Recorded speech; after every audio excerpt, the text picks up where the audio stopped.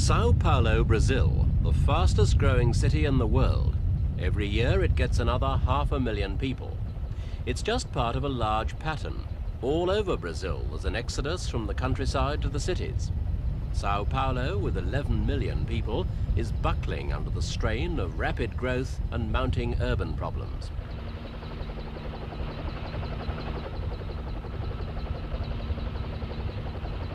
At the center of Sao Paulo's growth is the automobile. Brazil has an expanding motor manufacturing industry based around Sao Paulo. Its purpose? To satisfy the Brazilians' seemingly insatiable appetite for personal transport. Over the last 6 years, the number of cars in the Sao Paulo district has doubled to 1 million. That's meant traffic congestion and pollution. It takes from 1 to 2 hours.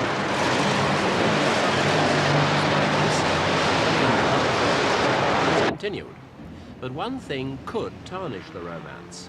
Brazil has to import nearly all its oil, and it's having trouble paying for it. To overcome this, the Brazilians have looked for an alternative fuel, and they've found that they've been drinking one. This couple are sipping caipirinhas, a mixture of lemons and alcohol made from sugarcane. Since alcohol can be used to fuel cars, Brazil has now realized that its plantations of sugarcane hold a sleeping resource. Brazil's thousands of acres of cane could be as good as an oil field. Better, perhaps, because this resource is renewable.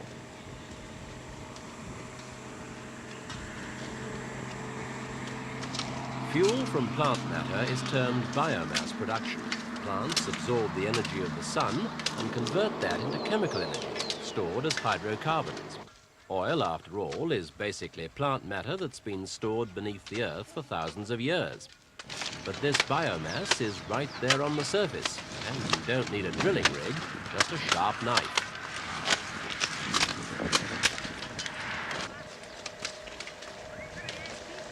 Brazilians have for many years crushed cane to extract the juice. Roadside stalls like this crush the cane while you wait. It's a cool, refreshing drink in this tropical country.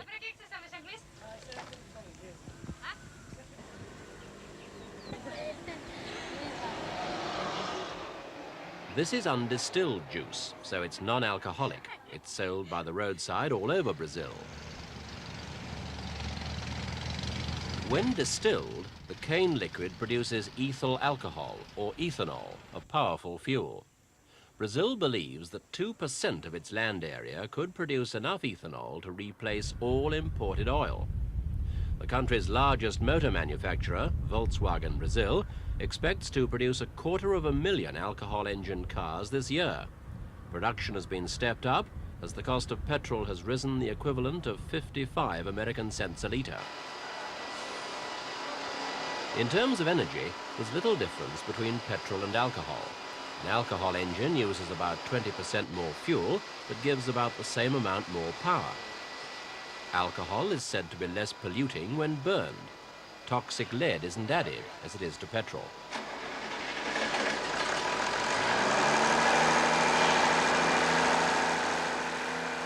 Two engines have been developed. One runs on pure alcohol and the other on gasahol, petrol and alcohol mixture. Even diesel engines have been modified with a heater coil to burn alcohol. Petrol engines have to be modified because at low temperatures, alcohol does not vaporize adequately.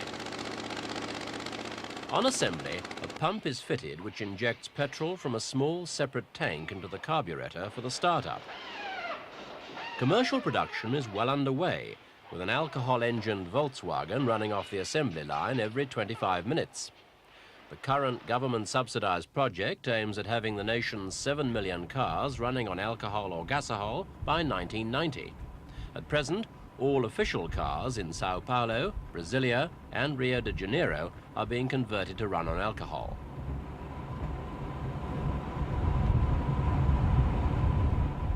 To produce sufficient alcohol, Brazil will have to increase its production of sugarcane rapidly. This will mean greater prosperity for the cane-growing regions. A labour-intensive industry, it may also lessen the drift to the cities. In the next century, Those countries producing excess crops for fuel might be the new energy barons.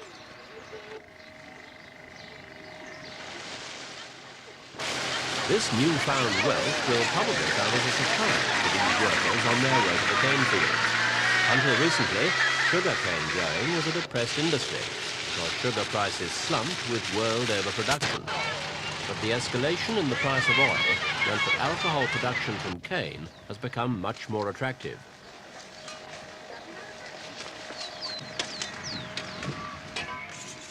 There are those serious drawbacks which could blunt the enthusiasm for cane alcohol.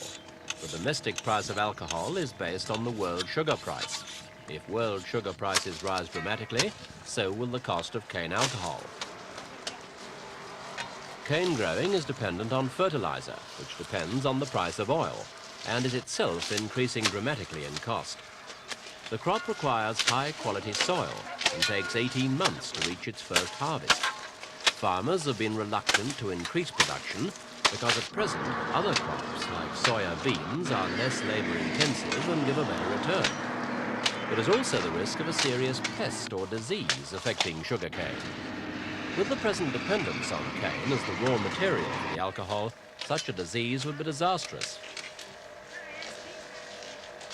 Alcohol production by this means is also expensive. Energy and cost required to extract the fuel is not much greater than the energy available in the final product. Cane alcohol is only petrol in Brazil today because of an extremely heavy government subsidy.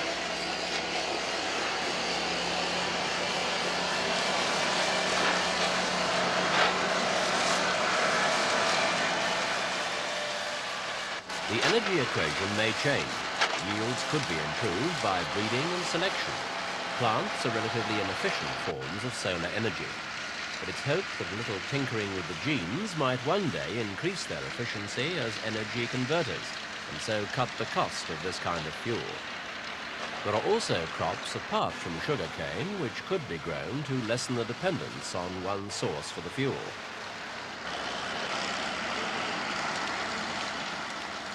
Those who advocate fuel cropping believe that these problems can be overcome. Brazil is taking the road towards alcohol because of necessity. Its rapid industrial growth in the 60s was based on cheap oil. The price hikes of the 70s meant looking to an indigenous fuel supply and local energy plants. Two measures were introduced to provide the funds to increase cane production and convert vehicle engines. A road tax was levied and a duty imposed on imported crude oil. The plan called for the installation of over 200 distilleries. Brazil already had small distilleries, such as this one in Cosmopolis. It had been producing sugar and alcohol as a byproduct for over 50 years. This plant at present produces 20,000 litres of alcohol a day. It hopes to double this total by 1981.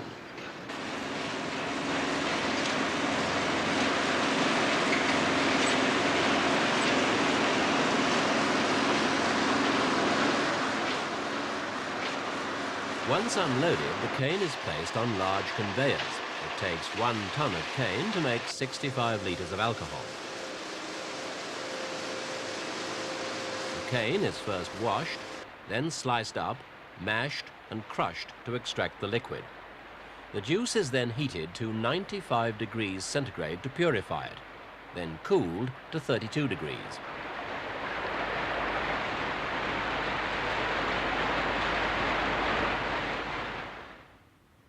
The juice is pumped into large tanks where yeast is added for the first distillation. An absolute alcohol, suitable for mixing with petrol, is produced after 2 distillations. For alcohol-powered engines, a 3rd distillation takes place, which results in hydrated alcohol. 60 distilleries like this one will have to come on stream every year to meet the government's present alcohol targets. With 60% of her export earnings spent on imported fuel, Brazil is waging a serious war against the oil barrel.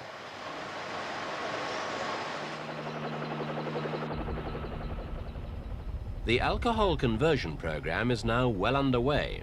Public transport has been among the first to be converted. This bus has been a running test bed for the use of alcohol in diesel engines. Different mixtures are being experimented with. It's believed that additives can be developed to make diesel engines run smoothly on alcohol. This would mean that diesel engines won't have to be extensively modified.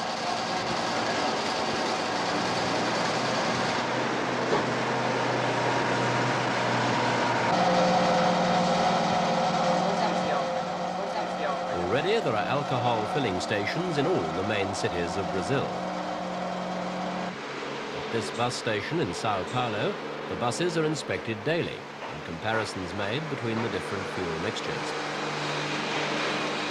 Despite the experimental work being done in Brazil, alcohol as a fuel is not new. In Germany and France, as far back as 1894, alcohol was used to power some primitive vehicles. Even in Brazil, records show that a 1925 car race was powered by alcohol. At that time, alcohol was dubbed solar energy in the liquid state, but its high production cost held it back from more general use until recently.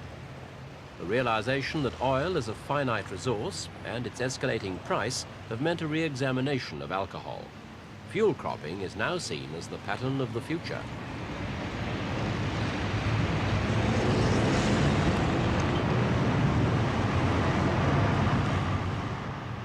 Brazil hopes that this renewable source of energy will keep her cars on the road and her economy driving ahead. If her technologists get the energy equation right, Brazil's motto for the 80s may well be, "Don't drink it, drive it."